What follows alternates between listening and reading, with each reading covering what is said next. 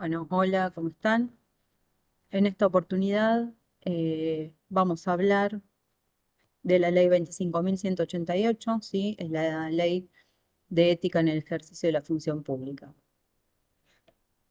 Bueno, en primer lugar, lo que vamos a ver es de qué se trata esta ley. Esta ley es un conjunto de deberes, prohibiciones y incompatibilidades, ¿sí? Que se van a aplicar a todas las personas que se desempeñen en la función pública en todos los niveles, ya sea en forma permanente o transitoria, por elección popular, por una designación directa, por un concurso o por cualquier otro medio legal que se haya realizado su designación, ¿sí? Esto se extiende a todos los magistrados, a los funcionarios y todos los empleados del Estado, ¿sí? O sea, esta ley, en resumen, se aplica a todo empleado estatal.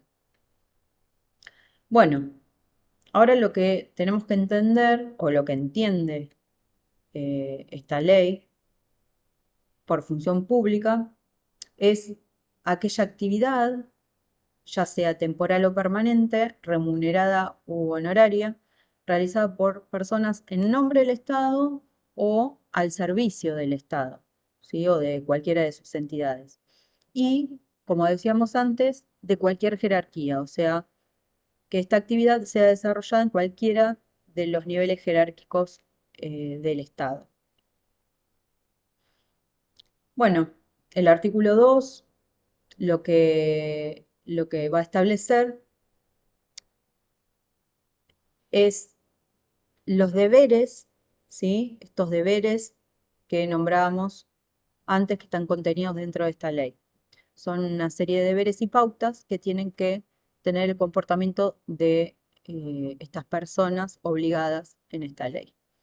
Bueno, vamos a encontrar el primero, que es cumplir y hacer cumplir de forma estricta la Constitución Nacional, las leyes y los reglamentos que se dicten en consecuencia de ella, y defender nuestra forma de gobierno, ¿sí? Defender el sistema republicano y democrático.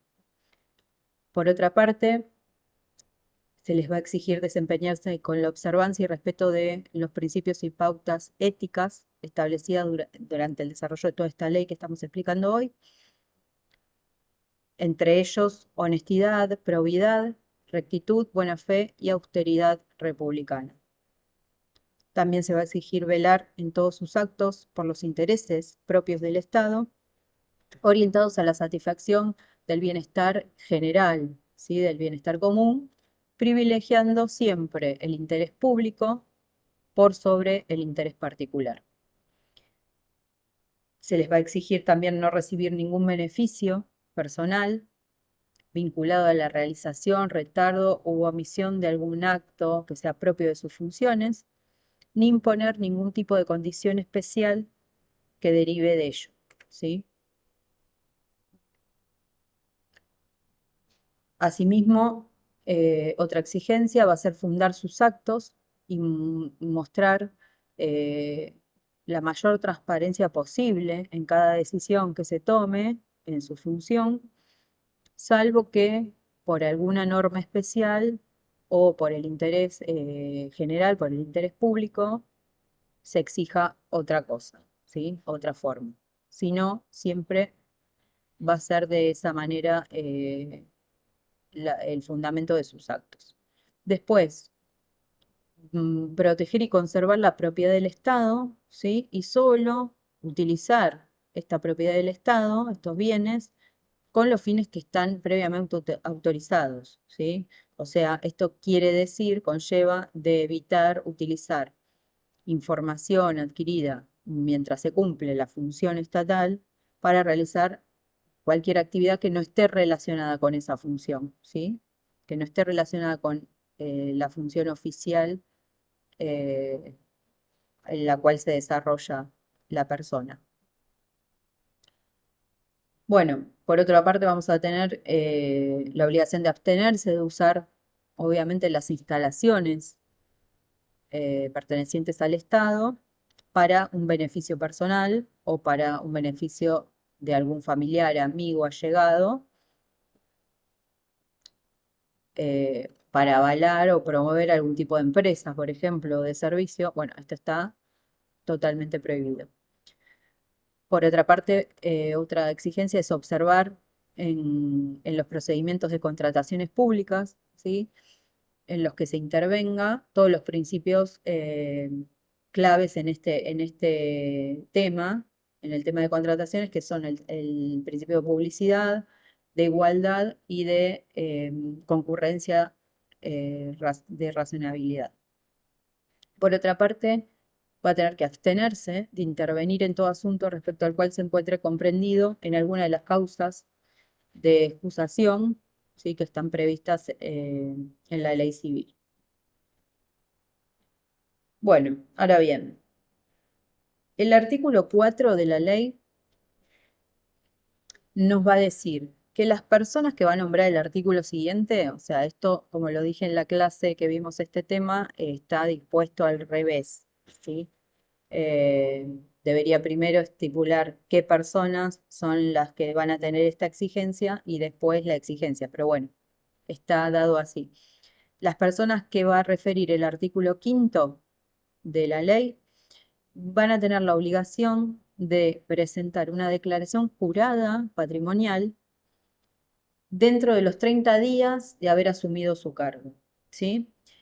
Esa misma declaración jurada patrimonial integral la va a tener que actualizar anualmente y a su vez, una vez finalizado su cargo, una vez que haya cesado su función en el cargo, va a tener 30 días hábiles para presentar la declaración jurada patrimonial final de esa persona, ¿sí? Entonces vamos a tener una al principio de cuando toma su cargo, va a tener 30 días para presentar la declaración jurada patrimonial inicial, va a tener que actualizarla anualmente mientras dure su cargo y va a tener que presentar una final para cerrar dentro de los 30 días de cesado el cargo en el cual se desempeña. Bueno, ahora bien, como les decía antes, el artículo 5 lo que va a establecer es qué personas tienen dentro del Estado, qué personas tienen esa obligación de presentar la declaración jurada. Bueno, este artículo nos dice que esta obligación va a ser exigida al presidente y vicepresidente de la Nación, a los senadores y diputados de la Nación, a los magistrados del Poder Judicial de la Nación, o sea, a los jueces, a los jueces del ministerio, a los magistrados, perdón, del Ministerio Público de la Nación, al defensor del pueblo y los adjuntos del defensor del pueblo,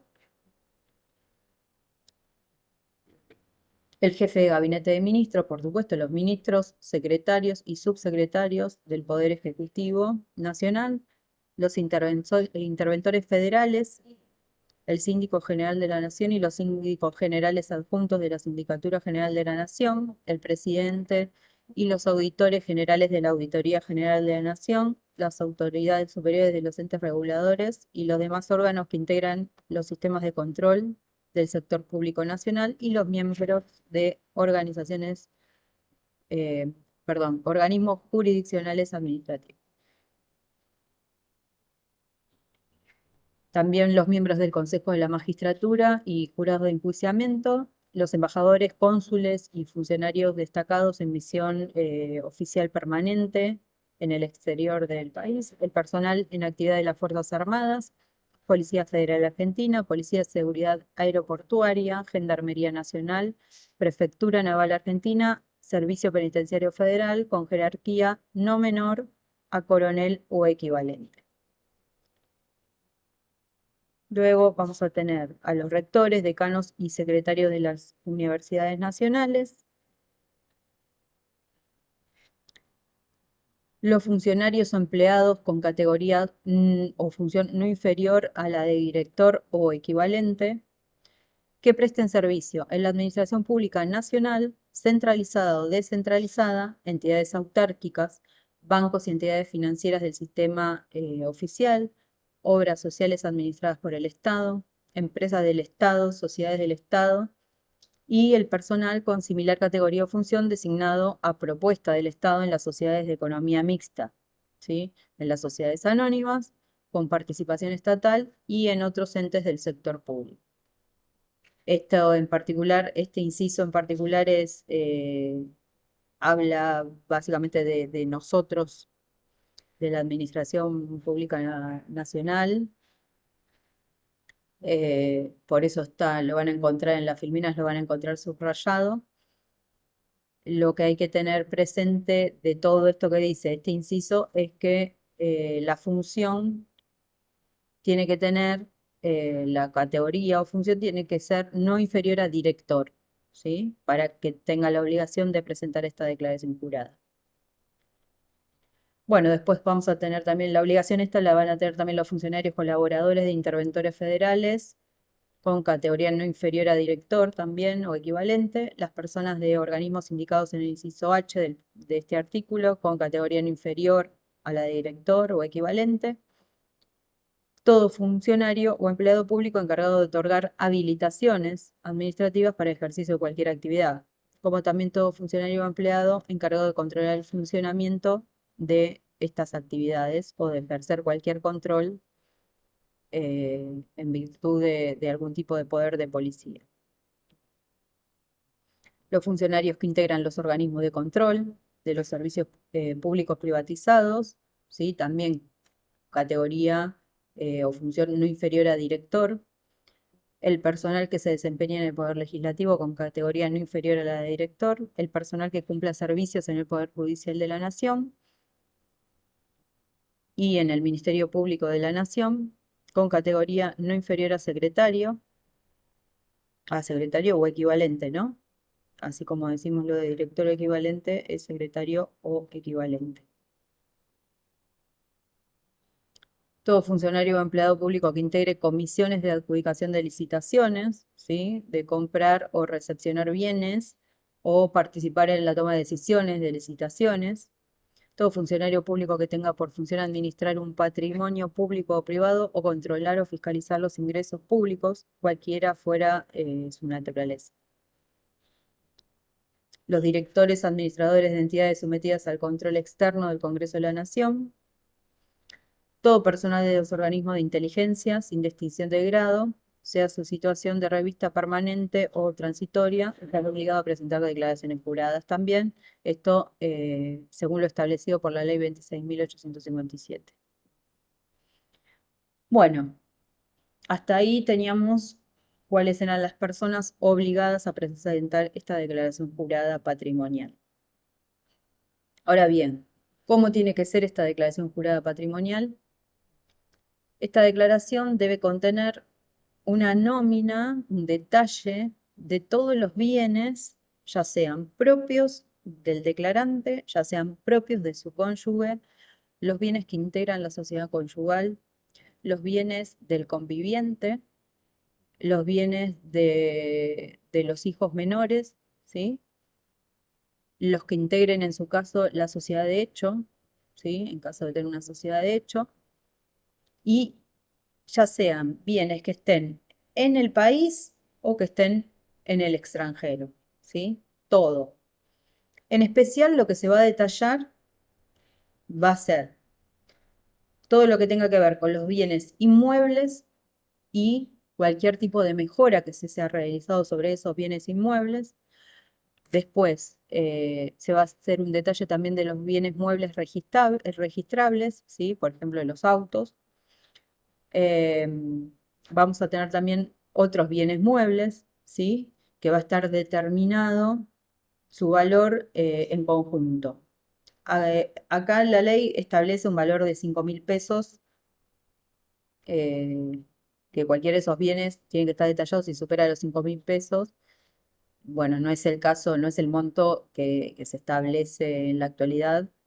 eh, Seguramente será un monto muchísimo más alto, pero bueno, la ley va a ir actualizando cuál va a ser ese monto desde el cual de ahí para arriba va a ser un bien individualizable para, para esta declaración jurada. Y después todo lo que sea capital invertido, ya sea en acciones, en títulos, valores cotizables o no cotizables en bolsa, o en explotaciones personales o societarias. Por otra parte, va a tener que detallar el monto de depósitos bancarios o cualquier otra entidad, montos de depósito de cualquier otra entidad financiera, ya sea provisionales, de ahorro, nacionales o extranjeras, tenencia de dinero en efectivo, en moneda nacional o extranjera, eh, créditos y deudas hipotecarias, prendarias o comunes, y a su vez ingresos y egresos anuales derivados del trabajo en relación de dependencia o de ejercicio de actividades profesionales independientes que tenga la persona, el funcionario. También ingresos y egresos anuales derivados de rentas, ¿sí? O sistemas previsionales. Y en el caso de los incisos que nombramos A, B, C y D, deberá consignarse además el valor y la fecha en que se adquirió ese bien y el origen de los fondos que se utilizaron para adquirir ese bien. Bueno,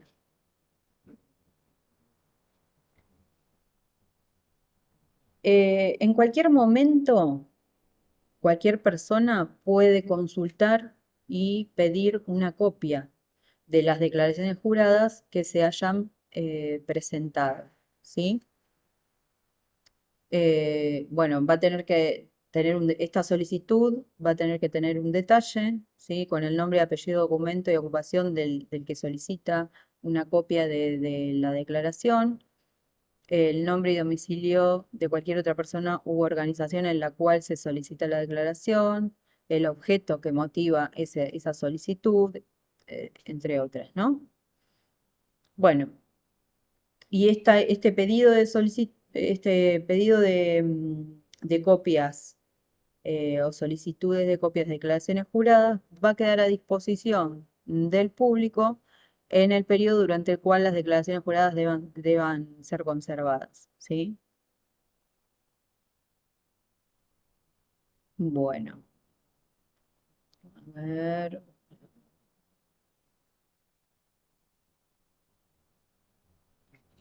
Bueno, después el artículo 13, ¿sí? Nos va a hablar de las incompatibilidades en el ejercicio de la función pública y nos va a decir que es incompatible con el ejercicio de la función pública dirigir, administrar, representar, patrocinar, asesorar o de cualquier forma prestar servicios a quien gestione o tenga una concesión o sea proveedor del Estado o realice actividades reguladas por él, siempre que el cargo público desempeñado tenga competencia directa con la contratación, obtención, gestión o control de esas concesiones, ¿no? Beneficios o actividades. También nos va a decir que es incompatible ser proveedor del Estado, del organismo donde cumpla sus funciones, por sí o por tercero. Ahora viene el artículo 14, nos dice que aquellos funcionarios que hayan tenido intervención decisoria en la planificación, desarrollo y concreción de privatizaciones o concesiones de empresas o servicios públicos van a tener prohibida su actuación en los entes o comisiones reguladoras de esas mismas empresas o servicios durante el plazo de 3 años, inmediatamente después, inmediatamente posterior a la última adjudicación en la que hayan tenido participación. ¿Sí? El artículo 15 nos va a decir que en el caso de que al momento de su designación el funcionario se encuentre alcanzado por alguna de esas incompatibilidades que venimos detallando, ¿sí? Que son las incompatibilidades del artículo 13, lo que debe hacer el funcionario es renunciar a esas actividades como una condición sine qua non y previa a asumir el cargo y abstenerse de tomar intervención durante su gestión en cuestiones particularmente relacionadas con las personas o asuntos en los cuales estuvo involucrado, se vio vinculado en los últimos 3 años o tenga participación societaria, ¿sí? Estos son los requisitos antes de tomar el cargo, en caso que esté dentro de estas incompatibilidades que nombraba el artículo 13. Bueno, el artículo 17 de la ley nos va a decir que cuando los actos emitidos por los sujetos del artículo 1, o sea, los sujetos a los cuales se le aplica esta ley, que habíamos dicho pues, puede ser todos, todos los funcionarios estatales, todas las personas que trabajan para el Estado, cuando esos actos emitidos por algún sujeto al cual se le aplique esta ley estén alcanzados por los supuestos de los artículos 13, 14 y 15, o sea, por los supuestos de las incompatibilidades, esos actos van a ser nulos de nulidad absoluta, ¿sí? Si se trata del dictado de un acto administrativo, este acto se va a encontrar viciado de nulidad absoluta en los términos del artículo 14 de la ley 19.549, que es la ley de procedimiento administrativo, ¿sí? Bueno, como ya seguramente habrán visto con los profesores que desarrollan el tema de derecho administrativo y de procedimiento administrativo, al ser una nulidad absoluta, eh, no puede ser salvada de alguna manera, ¿sí? Eso, bueno, después lo repasarán con los profesores de derecho administrativo. Bueno, por otra parte, las firmas contratantes o concesionarias serán solidariamente responsables por la reparación de los daños que podrían haber perjudicado al Estado, ¿sí? O sea, tenemos la sanción en lo que es el acto en sí, el acto administrativo, que va a ser nulo si es dictado por esas personas que estaban alcanzadas por esos supuestos de incompatibilidades, y a su vez vamos a tener la responsabilidad de las firmas contratantes o concesionarias que hayan intervenido en ese acto, ¿sí? Que al ser un acto nulo, también se van a tener que hacer cargo estas firmas de reparar cualquier daño que se haya producido hacia el Estado. Bueno, lo que vamos a tener luego de esto es que esta ley va a establecer una serie de reformas al Código Penal. En lo que tiene que ver a las reformas al Código Penal que establece esta ley de ética en el ejercicio de la función pública, tenemos en el artículo 31 nos va a decir que se va a reformar el artículo 256 del Código Penal y va a quedar redactado de la siguiente manera. Será reprimido con reclusión o prisión de 1 a 6 años e inhabilitación especial perpetua el funcionario público que por sí o por persona interpuesta recibiere dinero o cualquier otra dádiva o aceptare una promesa directa o indirecta por hacer, retardar o dejar de hacer algo relativo a sus funciones. Esto es lo que llamamos normalmente, como les expliqué en la clase, el delito de cohecho pasivo, ¿sí? Es un funcionario público que recibe un pago de dinero o una dádiva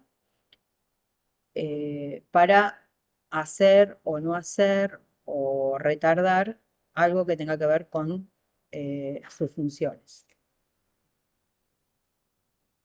Luego vamos a tener el artículo 32, que va a reformar el artículo 256 bis del Código Penal y va a quedar redactado de la siguiente manera. Será reprimido con reclusión o prisión de 1 a 6 años e inhabilitación especial perpetua para ejercer la función pública el que por sí o por persona interpuesta solicitare o recibiere dinero o cualquier otra dádiva o aceptare una promesa directa o indirecta para hacer valer indebidamente su influencia ante un funcionario público, a fin de que éste haga, retarde o deje de hacer algo relativo a sus funciones. Esto es lo que llamamos el delito de tráfico de influencias, ¿sí? En este caso, cualquier persona puede ser el sujeto activo de este delito, ¿sí? No necesariamente un funcionario público como sí lo era en el caso del cohecho pasivo. Bueno, y después vamos a tener más reformas, vamos a nombrar algunas más, como para tener así de ejemplo, más allá de que después pueden leer todos los artículos que reformaron, de esta ley que reformaron el Código Penal, pero vamos a ir como a los principales. Me queda uno como principal, a ver si lo tenemos acá. Mm, mm, mm. Bueno, me interesa que veamos el artículo 33. eh, Perdón, el artículo 34. El artículo 34, que va a sustituir al artículo 258 del Código Penal, que dice que será reprimido con prisión de 1 a 6 años el que directa o indirectamente diere u ofreciere dádivas en procura de alguna de las conductas reprimidas por los artículos 256 y 256 bis, primer párrafo, o sea, los que acabamos de ver que habían sido reformados por los artículos anteriores de esta ley. Si la dádiva se hiciere u ofreciere con el fin de obtener alguna de las conductas tipificadas en los artículos 256 bis, segundo párrafo, y 257, la pena será de reclusión o prisión de 2 a 6 años. Si el culpable fuere funcionario público, sufrirá además inhabilitación especial de 2 a 6 años en el primer caso y de 3 a 10 años en el segundo. Esto es lo que llamamos cohecho activo, ¿sí? En este caso puede ser un funcionario público al cual se le va a agravar la pena, por lo que dice la última parte de este artículo, o puede ser un particular, ¿sí? Cohecho activo entonces puede ser particular o funcionario público, a diferencia del cohecho pasivo que solamente puede ser un funcionario público. Bueno, yo los voy a invitar a que los siguientes artículos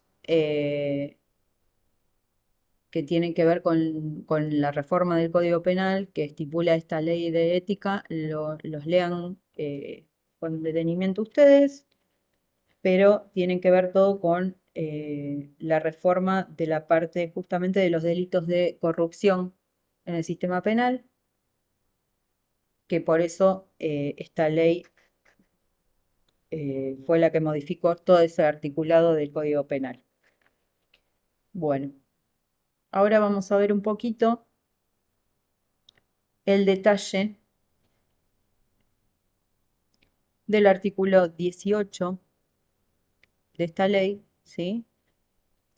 Que nos va a hablar sobre los regalos, los obsequios a los funcionarios públicos. ¿Qué nos va a decir esta ley? Bueno, nos va a decir que la regla general es que los funcionarios públicos no pueden aceptar ningún tipo de regalo por sus funciones, ¿sí? Esa es la regla general. Si reciben algún tipo de regalo, este regalo tiene que ser de cortesía, por cortesía o por costumbre diplomática, ¿sí? Y solo en ciertas ocasiones puede ser de esta forma. Y a su vez van a tener que registrarlos. Esa es como la regla general que está estipulada en la ley. Ahora bien, el decreto 1179 del año 2016 es el que regula esta parte de obsequios a los funcionarios públicos. Entonces, vamos a preguntarnos, ¿las personas que ejercen la función pública pueden recibir entonces regalos o donaciones por sus funciones? La respuesta es no. Como excepción y solo en ciertas circunstancias van a poder recibir algún tipo de regalo o donación, como decíamos antes, por razones de cortesía o por costumbre diplomática. En este caso van a tener que registrarlo para que luego el regalo forme parte del patrimonio del Estado. Se entiende que son regalos recibidos por sus funciones, cualquier regalo que esa persona no hubiera recibido si no hubiera estado en el cargo que ocupa, en el cargo público que ocupa en ese momento que recibe el regalo. Por otra parte, podemos preguntarnos que está bien, tienen prohibido aceptar un regalo de alguna cosa en particular, pero ¿pueden aceptar servicios, por ejemplo? La respuesta también es negativa, no. También tienen prohibido recibir servicios o cesión de uso de algo. Por ejemplo, no puede aceptar que se les pague eh, la locación de un inmueble, no pueden aceptar que se les pague un gimnasio, el servicio de un gimnasio, por ejemplo, o un día de spa, eh, etcétera. Ahora, ¿cuáles son estos regalos de cortesía o de costumbre diplomática que en ciertas ocasiones pueden ser recibidos por los funcionarios? Bueno, en el caso de los de costumbres diplomáticas son los regalos que hacen otros estados al gobierno o a las personas que integran el gobierno o regalos que hacen organismos internacionales, ¿sí? O entidades sin fines de lucro, hacen por costumbre diplomática, hacen este tipo de regalos. Y por otra parte tenemos los regalos de cortesía, que son los que en ciertas ocasiones se hacen de alguna manera para demostrar un afecto eh, o respeto al funcionario al cual va dirigido el regalo.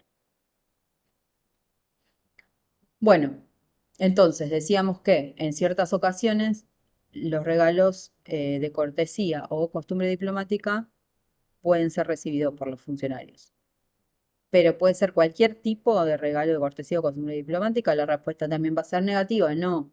Tienen prohibido recibir regalos de cortesía o costumbre diplomática cuando esos regalos vienen, por ejemplo, de personas que realizan actividades reguladas o controladas por el órgano en el cual trabaja el funcionario, ¿sí? Personas que explotan concesiones, autorizaciones, privilegios o franquicias otorgados por el órgano donde trabaja el funcionario o personas que son contratistas o proveedores de obras, bienes o servicios del órgano donde trabaja el funcionario público.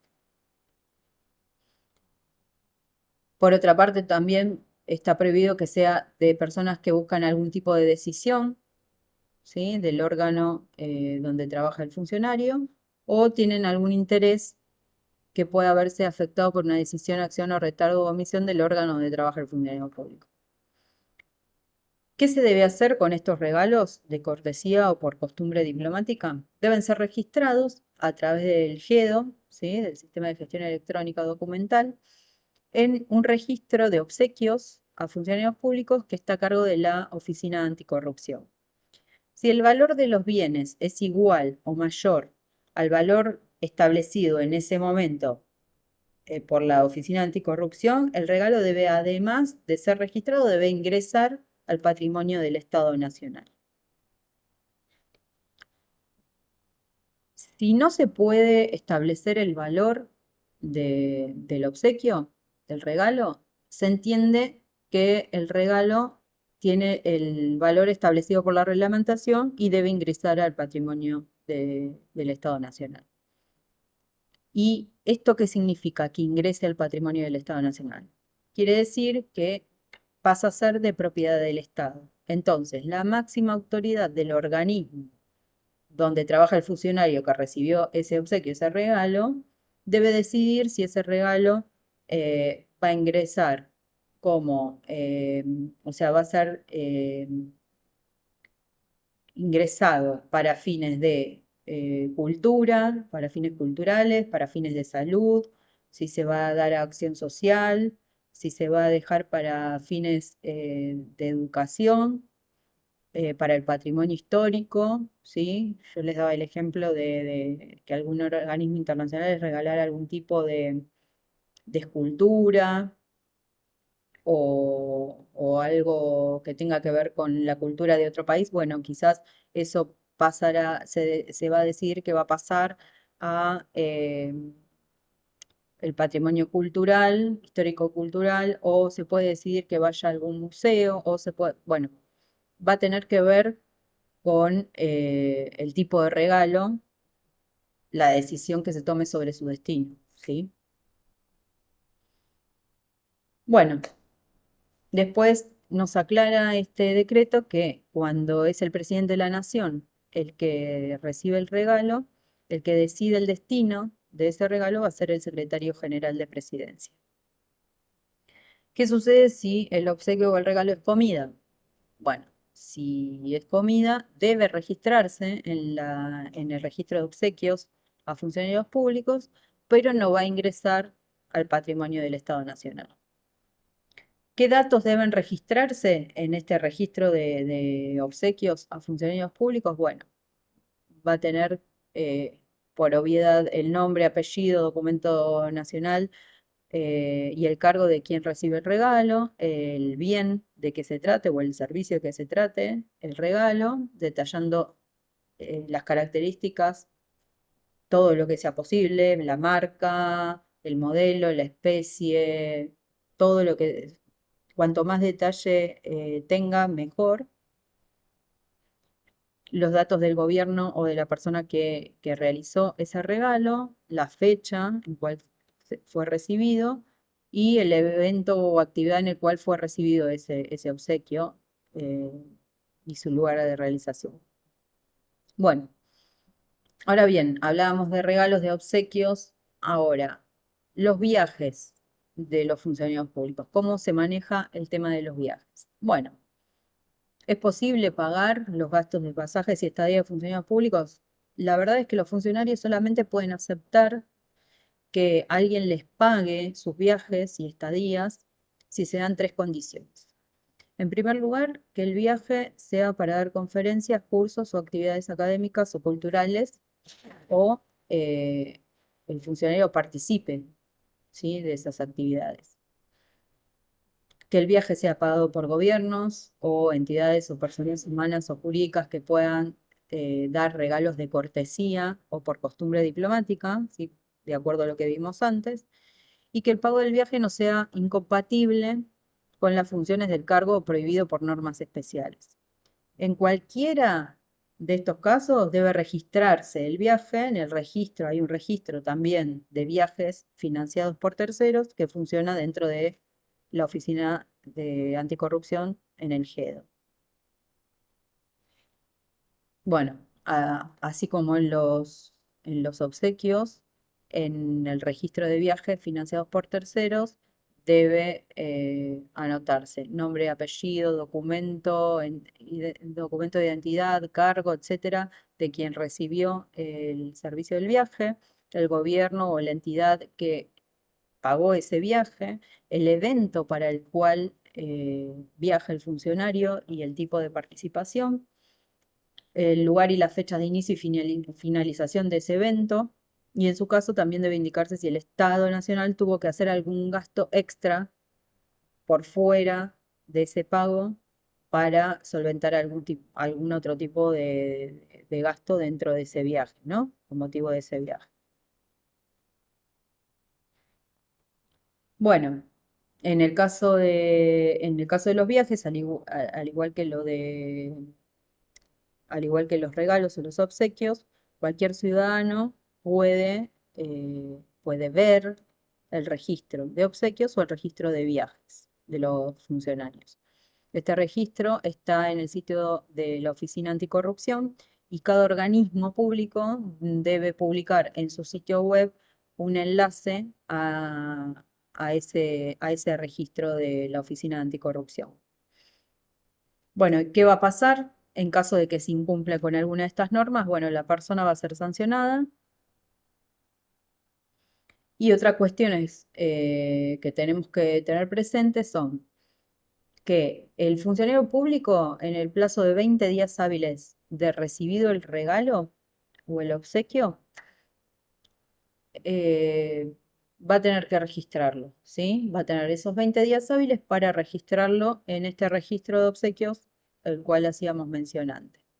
Cuando el obsequio debe incorporarse al patrimonio nacional, sea de esos que se incorporan al patrimonio nacional, la máxima autoridad del organismo al cual ingresó el regalo, ¿sí?, donde trabaja el funcionario, va a determinar en un plazo no mayor a 25 días hábiles de tomado conocimiento de este regalo, según la naturaleza del regalo del obsequio, va a determinar cuál va a ser el destino de ese obsequio, ¿sí? Entonces, podrá ser delegada en un funcionario con jerarquía no inferior a director nacional o general. La facultad esta de determinar cuál va a ser el destino de ese regalo. Y una vez determinado, en los casos que corresponda, el destino que deberá darse a este regalo o a este obsequio, se dispondrá de un plazo de 15 días hábiles para proceder a registrarlo patrimonialmente por parte de la jurisdicción o por parte del organismo que recibió el obsequio, o remitirlo al organismo destinatario, ¿sí? Quien deberá registrarlo también patrimonialmente. Bueno, y los gastos de viajes o estadías financiadas por terceros, como dijimos antes, ya fue un tema que tocamos y dijimos que también van a tener que ser registrados eh, en la oficina correspondiente de registro de viajes de funcionarios públicos. Bueno, esto es todo por hoy. Espero que les haya servido y como siempre les digo, como les digo en las clases, quedo a disposición de ustedes por si surge alguna duda, alguna pregunta, alguna incógnita en relación a estos temas que estuvimos viendo. Muchas gracias.